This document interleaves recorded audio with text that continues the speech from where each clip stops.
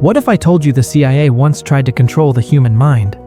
That hidden in classified files lies a dark project involving torture, secret drugs, and psychological warfare. This is not a movie plot. This is MKUltra. Project MKUltra. Two words that sound like science fiction, but they represent one of the darkest, most disturbing real-world experiments in modern American history. Launched by the CIA during the Cold War, it was a mind control program so secretive and unethical that its true depth is still being uncovered today. But what was its real purpose? And how far did they go?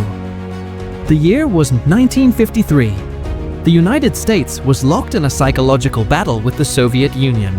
Amid rising fears that communists had found a way to brainwash prisoners of war, the CIA launched MKUltra. Its goal: to discover mind control techniques before the enemy did. The program was authorized by then CIA Director Allen Dulles and was given almost unlimited freedom to operate without oversight. What followed was a chilling descent into the ethics of madness. Under MKUltra, scientists and agents tested a terrifying range of techniques. Subjects were dosed with LSD, often without their knowledge or consent. Some were locked in rooms for days, exposed to extreme sounds or total silence. Others were hypnotized or placed into drug-induced comas for weeks. They also experimented with electroshock therapy, sensory deprivation, and sleep deprivation. The idea was to break down the human psyche and then see if it could be reprogrammed.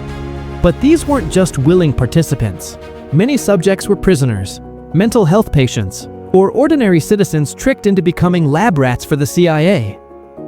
One of the most infamous cases was that of Frank Olson, a biochemist who unknowingly drank LSD slipped into his drink by CIA colleagues.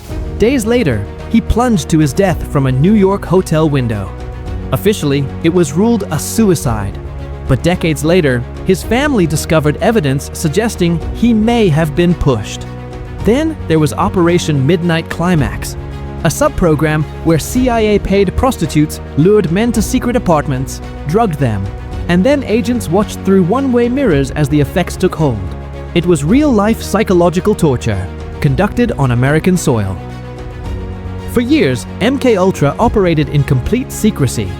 But in the 1970s, a series of investigations, including the Church Committee, began to peel back the curtain. The CIA, in panic, destroyed most of the records. Out of hundreds of projects, only a handful of documents survived. The rest? Lost, burned, or still buried in hidden archives. In 1977, during a Senate hearing, shocking testimonies revealed the depth of the abuse. Senators were stunned. The American public was horrified.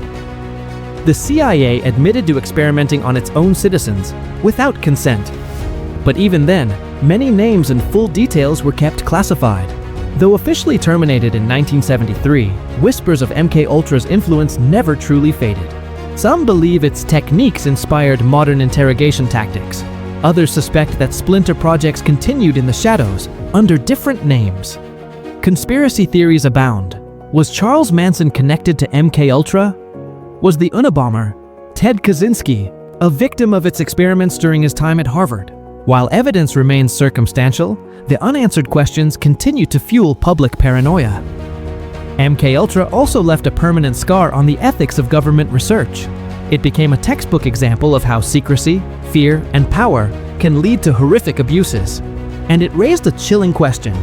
If they did this in the past, what might they still be doing today? MKUltra wasn't just a rogue experiment. It was a systemic, government-sanctioned violation of human rights. It blurred the line between science and torture, between protection and paranoia. To this day, we may never know the full truth. Too many files were destroyed, too many voices silenced. But one thing is certain, MKUltra is a haunting reminder of how easily power can turn into control, of how far a nation will go when fear takes the driver's seat. So, what was MKUltra really about?